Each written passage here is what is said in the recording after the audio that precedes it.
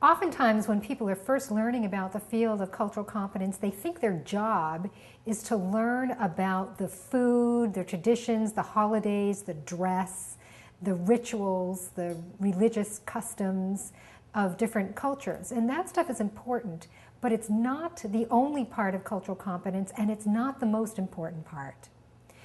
I think the most important part of cultural competence is something that I call managing your prejudices.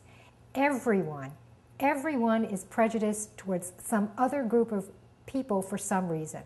Some people are uncomfortable with those that have darker skin or lighter skin, or people who are fat, or people who are too skinny, or people who don't dress well, or people who wear high heels. I'll tell you what mine is. I often feel uncomfortable with people that have purple mohawks and multiple body piercing.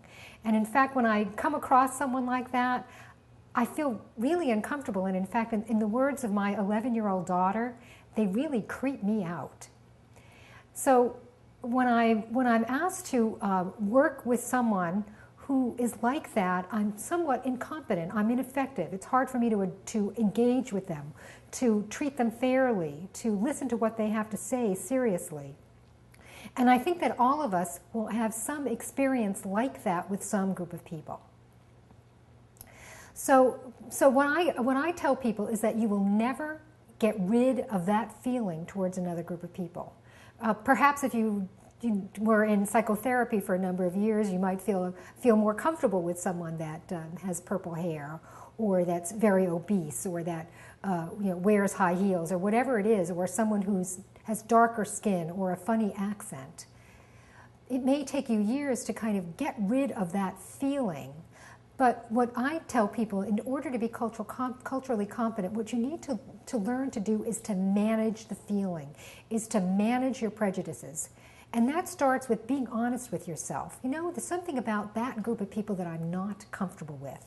Be honest with yourself. And then learn to try to not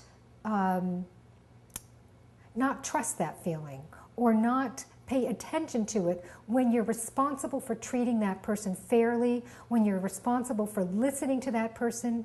Certainly if you're a healthcare provider and you're trying to engage with that person so you can understand their medical history, so that you can give them medical advice, you need to do so and kind of put your feelings of prejudice aside. I think when people try to ignore those feelings, or they try to deny those feelings, they're actually more likely to get sucked in by them.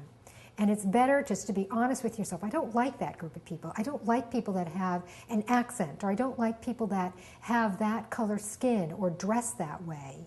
That if you can be honest with yourself and say, oh yes, that's the feeling that I have whenever I'm with that group of people, and then manage it. Put it aside and say, okay, I'm a professional and I need to interact with that person in an effective manner.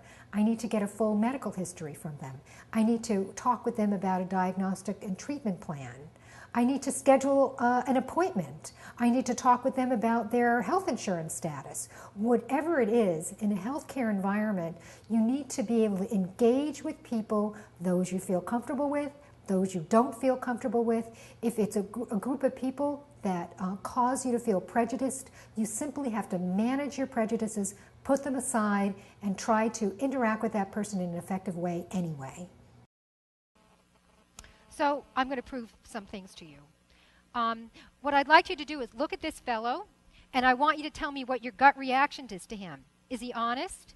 Is he lazy? Is he hardworking? Or is he manipulative? No, wait. I don't want you to tell me. I don't even want you to tell each other. But I want you to tell yourself. I want you to be honest to yourself. What's your gut reaction to this guy? What about this guy? Is he honest? Is he lazy? Is he hardworking? Or is he manipulative? This lady, is she honest, lazy, hardworking, or manipulative?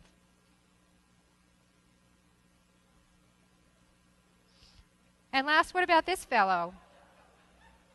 Is he honest, lazy, hardworking, or manipulative? Notice your gut reactions. Do you know anything about these people?